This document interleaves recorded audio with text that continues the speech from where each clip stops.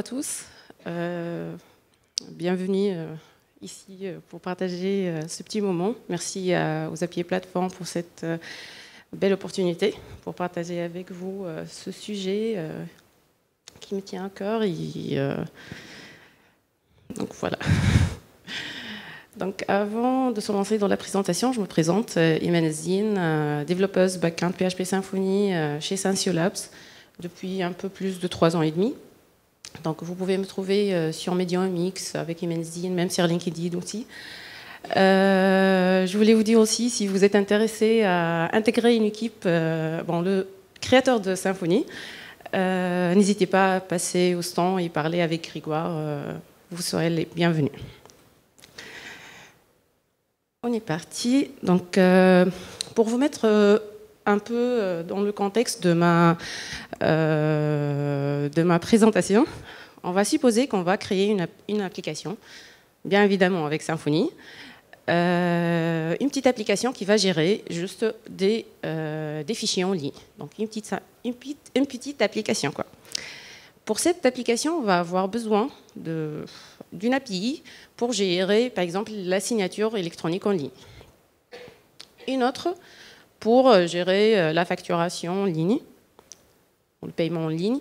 Et finalement, bien évidemment, une API qui va nous aider à stocker et gérer nos fichiers.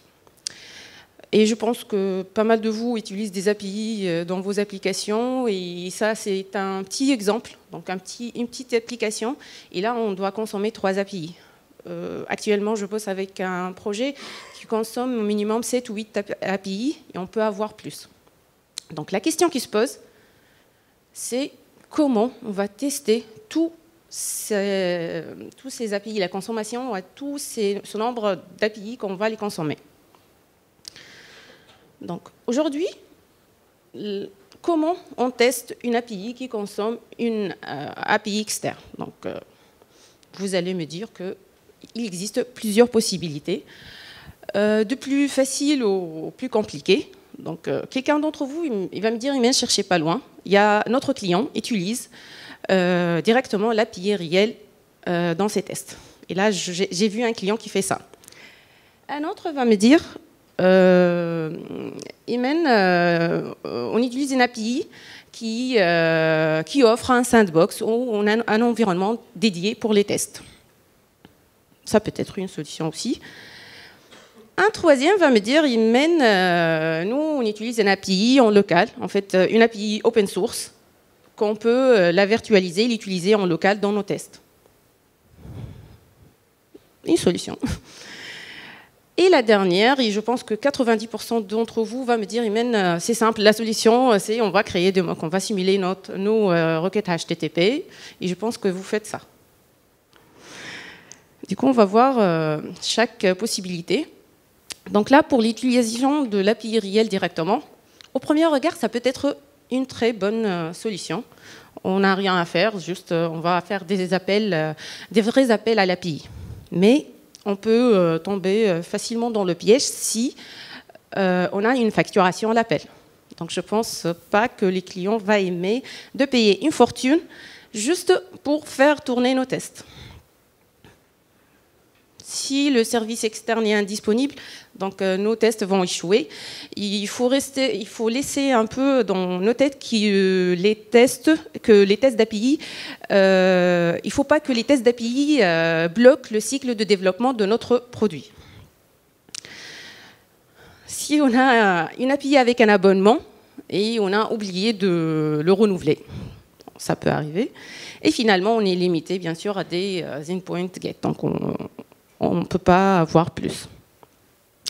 Pour la deuxième solution, c'est utiliser un sandbox. Donc, comme j'ai dit, je pense que ce n'est pas tous les API qui peuvent nous offrir cette solution, un environnement dédié pour les tests. Cette solution peut résoudre, si elle existe, le problème des coûts. Donc, on ne va pas payer une fortune pour nos tests. Par contre, ça reste des tests qui dépendent de l'extérieur et qui peuvent échouer pour n'importe quelle raison si le sandbox ne répond pas. On a des tests plus lents à exécuter parce qu'on fait finalement des appels externes. Ça reste aussi une API réelle, mais comme j'ai dit, ça résout le problème de coût. La troisième solution, c'est, comme j'ai dit, la virtualisation. Si on a la main d'avoir le code source de l'API, donc on va la virtualiser, l'utiliser en local. Mais on peut avoir une configuration complexe. Pour ça, si vous travaillez sur une API qui va être open source, s'il vous plaît, pensez à bien écrire vos README, parce que sinon, ça sera très difficile à l'installer, configurer et l'utiliser. On va avoir des données moins réalistes et une couverture des cas très limitée. Arrivons sur la possibilité la plus populaire et qu'on l'utilise tout le temps, c'est écrire des mocks ou simuler nos requêtes HTTP. On va avoir une décorrélation complète. On va avoir un risque de divergence entre le mock et l'API réelle. Encombrement de code avec des détails de simulation, donc ça, on va avoir un code très verbeux. Et bien sûr, la maintenance du mock en cas de changement de l'API. Donc on va passer beaucoup de temps à simuler et à écrire ces mocks, et on va passer plus de temps à les maintenir. Et dans le développement, le temps, c'est de l'argent, quoi. Si on va perdre notre temps à écrire des mocks et à les maintenir, on va perdre beaucoup de temps. Là, je vais partager avec vous un petit bout, en fait, finalement, aujourd'hui, comment on fait pour écrire des réponses à la main. Là, ce bout de code qui utilise la mock HTTP client fournie par le composant HTTP client, qui a pour but de simuler des requêtes HTTP. Là, comme vous voyez, on va créer un tableau de réponse, de mock response, que chaque élément de tableau contient un body et des informations supplémentaires, comme le header ou les status codes. Après, on va configurer notre client qui va nous retourner après les réponses dans le même ordre dans lequel il était ajouté dans le tableau. Si vous utilisez aussi JSON dans vos réponses, à partir de Symfony 6.3, vous pouvez utiliser JSON Mock Response. Donc ça peut aider. C'est un très bien point de départ. Mais comme j'ai dit, avec les mocks, on peut avoir des fichiers très longs, des mocks très longs, qui peut devenir facilement très fastidieux. Et donc là, je vais partager avec vous un petit bout de code. Et je précise, c'est un petit bout de code. Là, c'est pour tester l'authentification à une API externe. Et j'ai pris un seul cas de test au cas où on va tester l'authentification avec un token expiré. Là, on a un peu plus de 50 lignes de code pour un seul endpoint, pour un seul cas de test. Donc là, j'ai vu le monsieur en train d'essayer de lire, et du coup, en fait, c'est ça. C'est un peu illisible, et du coup, on a passé du temps à l'écrire, et on va passer du temps à le maintenir en cas de changement de l'API, qui peut arriver souvent. Donc là, j'ai fait un petit récap pour les 4 possibilités que j'ai présentées. Donc, pour la première possibilité, l'utilisation d'une API réelle. OK, on peut avoir des tests réels, des résultats fiables, mais on va rester sur de la dépendance externe et bien sûr, sans oublier le problème du coût si on est sur une API avec une facturation à l'appel. Pour l'utilisation du sandbox, on a une isolation de tests, fiabilité des résultats, mais on est limité en fonctionnalité et on dépend de tout de l'extérieur. Pour l'utilisation du mock, on a un contrôle total, performance, mais on peut avoir un écart par rapport à la réalité. Et la maintenance, là j'ai mis maintenance au carré, donc on va avoir on va perdre beaucoup de temps pour la maintenance. Et finalement, la virtualisation de l'API en local, on a une isolation des tests réels, mais par contre, on peut avoir une configuration complexe si on dépend toujours des ressources locales. Et du coup, là, je n'ai pas trouvé une solution qui peut m'aider à sauver un peu de mon temps. Nous, aujourd'hui, en tant que développeurs, on cherche quoi? On cherche à avoir moins de code possible. Moins de configuration, si c'est automatisé, ça sera mieux. Moins de maintenabilité et une décorrélation complète. Avant de dévoiler la solution, pardon, donc là j'ai cette citation que je trouve qu'elle décrit bien notre problématique, c'est Don't mock what you don't own. C'est une citation de The London School of TDD. La règle est simple, ne simulez pas ce que ne vous possédez pas. Donc cela signifie que lorsque nous faisons des tests, il est crucial d'avoir le contrôle sur les parties de code que nous simulons. Pour moi, passer du temps pour simuler des requêtes HTTP ou des bouts de code que nous, on ne les gère pas ou bien on ne le comprend pas complètement, ça peut être une perte de temps. Donc, prendre le temps pour bien avancer sur le projet, ça sera mieux. Mais est-ce que vous pensez qu'on peut faire ça en configurant ZeroMock? On va voir ensemble. Je ne sais pas si vous connaissez ce truc. Vous connaissez ça? Ah, c'est bien. Il y a beaucoup de monde qui connaissait la vidéo cassette recorder. Donc, ce truc magique qui a filmé beaucoup des moments de nos enfances. Donc, après quelques 5 décennies, je pense, de son invention, on a adopté le même concept, mais aujourd'hui, c'est pour faire enregistrer des requêtes HTTP. Il y a beaucoup de bibliothèques qui ont adopté ce concept. On peut citer PHP VCR, Guzzle VCR et PHP HTTP VCR Plugin. Pour le dernier, vraiment, je vous conseille de voir le talk de Gary Pijou à SymfonyCon Bruxelles, intitulé Testing with HTTP Client the Automatic Way. Il a bien expliqué comment utiliser ce plugin.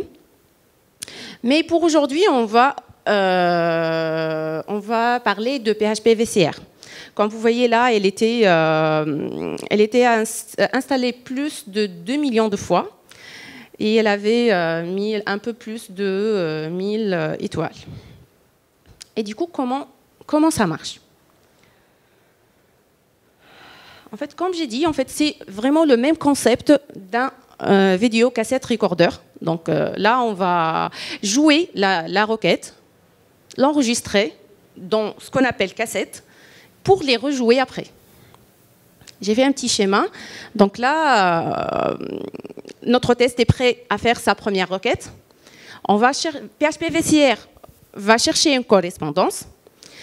S'il ne le trouve pas, il va faire un vrai appel à l'API, enregistrer la requête et la réponse dans ce qu'on appelle une cassette, dans une bibliothèque de cassettes, et après, il va retourner la réponse.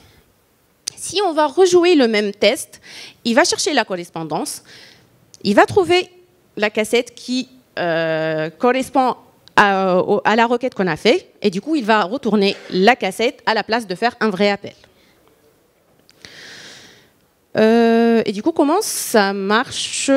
Si on va piocher un petit peu sous le capot et voir comment ça marche PHP VCR. En fait, PHP VCR, lorsqu'il intercepte les requêtes HTTP, il va surcharger toutes les fonctions PHP, telles que fopen, curlexec, fileget, content, en utilisant ce qu'on appelle les librairies hook. On va voir un peu plus tard ça. Il va récupérer tous les détails de la requête, l'enregistrer dans la cassette, exécuter la vraie requête, récupérer tous les détails de la réponse et l'enregistrer. Là, du coup, on va avoir une cassette enregistrée avec la partie requête et la partie réponse. Comment on peut utiliser dans un vrai projet, comment on va utiliser PHP VCR? C'est très simple. Donc, on a un client unique de base. On va avoir besoin de définir un chemin de stockage où on va créer notre bibliothèque de cassettes. On peut choisir le format de stockage, donc vous pouvez faire en JSON ou en YAML, ou bien vous pouvez personnaliser facilement vos formats de sérialisation. Dans la configuration de PHP VCR, je pense que le mode c'est le plus intéressant parce qu'on peut avoir le mode New Episode et ça, il va toujours être en mode record. Donc à chaque fois qu'on fait une requête, il va enregistrer à nouveau la cassette.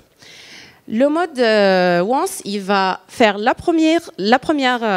premier enregistrement et après il va être en mode replay et du coup il va rejouer la même cassette. On va utiliser turn-on pour activer PHP VCR pour commencer à intercepter les requêtes HTTP, turn-off pour le désactiver et qui va être arrêté, il va arrêter l'interception des requêtes, et finalement eject, on va enregistrer la cassette et l'éjecter. Afin de rejouer les requêtes précédemment enregistrées, comme je vous ai montré sur le schéma, PHP VCR va chercher des correspondances. Et c'est grâce à ce qu'on appelle les request matching. Donc, PHP VCR va faire la correspondance des nouvelles requêtes HTTP à une requête déjà enregistrée. Il fait correspondre par défaut les aspects d'une requête HTTP pour identifier pleinement la ressource et l'action. Les matchers disponibles sont méthodes, URL, host, query string, headers, body et postfields. Donc, c'est à vous de configurer la façon dont PHP VCR va faire correspondre les requêtes. Et vous pouvez aussi, vous avez la main de créer votre request matching personnalisé en tant que callback, que vous allez le combiner avec les matchers déjà existants. Comme j'ai dit tout à l'heure, PHP VCR, lorsqu'il intercepte les requêtes HTTP, il utilise ce qu'on appelle les library hooks pour modifier, surcharger les fonctions PHP de la bibliothèque qui les émet. Les library hooks qui sont disponibles, il y a Stream Wrapper, Soap Client et curl. Et vous pouvez, par défaut, on peut utiliser les trois, mais vous pouvez bien sûr configurer PHP VCR avec la façon que vous voulez. Vous avez aussi la main d'utiliser PHP VCR avec PHP Unit en utilisant PHP Unit Test Listener. Et juste, vous allez ajouter, comme vous voyez là, la notation @VCR avec le nom du test et ça va activer et désactiver PHP VCR automatiquement. Vous allez me dire pourquoi utiliser cette bibliothèque. Et du coup, on a des tests beaucoup plus rapides. On est indépendant de l'API. On a une inspection des requêtes HTTP. On a des tests déterministes, donc pas de rate limit, des erreurs externes ou bien un comportement inattendu. On a une vérification des changements dans les API, donc on a contrôle de version des enregistrements, détection des requêtes inattendues. On ne dépend plus d'appels réseau pendant l'exécution de nos tests avec ce qu'on a enregistré. Une mise à jour très simplifiée. Et le plus important, c'est qu'on n'a aucun mock manuel à écrire. Là, en fait, j'ai écrit mon test, je l'ai fait tourner, enregistrer la cassette que je vais l'utiliser pour faire tourner les tests. Vous allez me dire, Imen, est-ce que vraiment vous avez pu utiliser ça dans un vrai projet? Eh bien oui. Au sein de Scientiolabs, j'ai bossé avec Akeneo. Je ne sais pas si vous connaissez Akeneo, c'est une société spécialisée dans les PIM. C'est Product Information Management. Donc, pour cette mission, on a créé un connecteur Symfony qui va relier le PIM d'Akeneo avec une plateforme d'e-commerce. Et du coup, là, notre connecteur va synchroniser des milliers de produits, des milliers de catalogues dans BigCommerce. Et du coup, on ne fait que des appels à des API externes, quoi. C'est ici que la question s'est posée que comment on va faire pour tester toutes ces interactions quand on les fait. Et du coup, c'est là qu'on a trouvé cette perle rare qui nous a aidé vraiment à bien avancer dans le développement de notre projet. Et du coup, là, dans les tests, on n'utilise plus les appels directs à BigCommerce, mais on utilise les cassettes. On peut avoir aussi la cassette de l'autre côté, côté PIM, parce que c'est des interactions avec des API externes. Comment ça marche? Vous n'avez rien à faire, en fait. Vous allez écrire vos tests. Là, on a utilisé des tests Behat avec Gherkin. Donc, on écrit le test. Il n'y a pas personnalisé, juste notre test. On va le passer au vert. Dès qu'il passe au vert, on ajoute la petite annotation @VCR. Et le tour est joué. Et là, on a après exécution du test, on va avoir une cassette. Mais quand même, il y a un peu de config qu'on doit le faire après l'installation de PHP VCR. Donc, comme j'ai dit, on va configurer PHP VCR de la façon qu'on voulait. Donc là, on a ajouté un custom matcher. On a mis méthode URL postfields avec le custom matcher qu'on a ajouté. On a activé curl comme librairie hook. On a mis le chemin de stockage de notre cassette. Et on a utilisé YAML comme façon de stockage. Et bien sûr, le mode, c'était once. Comme j'ai dit, c'est le plus important lorsqu'on va utiliser PHP VCR, parce qu'avec ce mode, on ne va pas enregistrer les requêtes à chaque fois qu'on les exécute. Donc la petite magie de PHP VCR existe là dans le mock server context. Donc avant d'exécuter nos tests, PHP VCR va chercher les tests où il y a la petite annotation @VCR. Donc, dès qu'il trouve cette annotation, il va activer PHP VCR pour intercepter les requêtes. On va définir le nom de la cassette qui va être en fonction du nom du scénario. Et après, on va les enregistrer dans le chemin qu'on a choisi. Et une fois le test a passé, donc on va désactiver PHP VCR et éjecter on va éjecter la cassette et après désactiver PHP VCR. Donc là, c'est un petit exemple d'une vraie cassette. Donc là, quand vous voyez, on a la requête avec la réponse, avec tous les détails, quoi.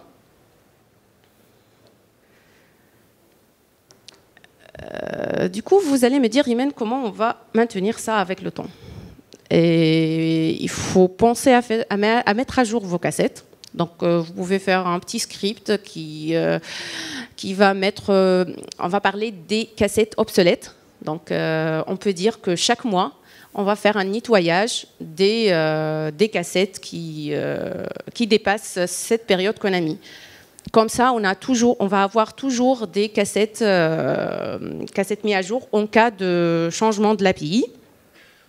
Bien sûr, il faut penser à versionner vos cassettes, donc on va le mettre dans Git avec.